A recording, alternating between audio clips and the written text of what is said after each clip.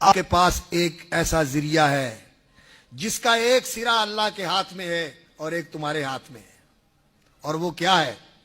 قرآن مجید۔ یہ اس رسی کو پکڑ لو، یہ رسی تمہیں اللہ کے ساتھ جوڑ دیتی ہے۔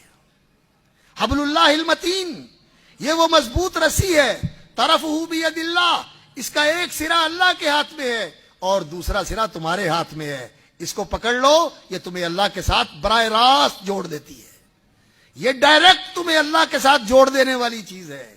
یہ اللہ کے ساتھ جوڑنے کا طریقہ ہے، اور یہ صرف جڑنے کا ہی طریقہ نہیں ہے، بلکہ یہ اس اللہ کا نازل کردہ کلام ہے۔ الرحمن علم القرآن، یہ اس رحمان نے قرآن سکھایا ہے اور اس نے اتارا ہے ہدم و رحمہ، ہدایت اور رحمت بنا کر۔ اللہ اکبر۔ یہ جب پڑھا جائے فاستمعوا لہ وانصتوا، کان لگا کے سنو خاموش ہو کر، لعلکم ترحمون، تم پہ اللہ رب العزت کی رحمتیں برسیں گی۔ اس کا سننا رحمت اور اس کا پڑھنا رحمت کا باعث۔ ما من قوم یجتمعون فی بیت من بیوت اللہ یتلون کتاب اللہ ویتدارسونہ، کوئی لوگ کسی اللہ کے گھر میں بیٹھ کے اکٹھے ہو کے اللہ کا قرآن پڑھتے ہیں اور اس کا درس لیتے ہیں، سمجھتے سمجھاتے ہیں، سیکھتے سکھاتے ہیں، الا نزلت علیہم السکینۃ وغشیتہم الرحمہ، ان قرآن پڑھنے والوں پہ اللہ کی طرف سے سکینت و اطمینان کا نزول ہوتا ہے اور اللہ کی رحمت انہیں ڈھانپ لیتی ہے۔ اس کا سننا باعث رحمت، اس کا پڑھنا باعث رحمت۔ وَهَذَا كِتَابٌ أَنزَلْنَاهُ مُبَارَكٌ فَاتَّبِعُوهُ وَاتَّقُوا لَعَلَّكُمْ تُرْحَمُونَ، اور اللہ فرماتے ہیں یہ بابرکت کتاب اللہ نے اتاری ہے۔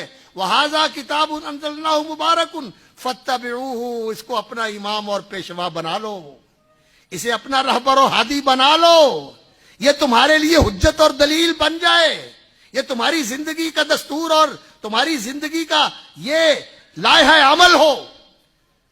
وَهَذَا كِتَابٌ أَنزَلْنَاهُ مُبَارَكٌ، یہ تمہارے لیے برکتوں کے بھی دروازے کھول دے گا۔ وَاتَّبِعُوهُ، اس کی پیروی کرو، لعلکم ترحمون۔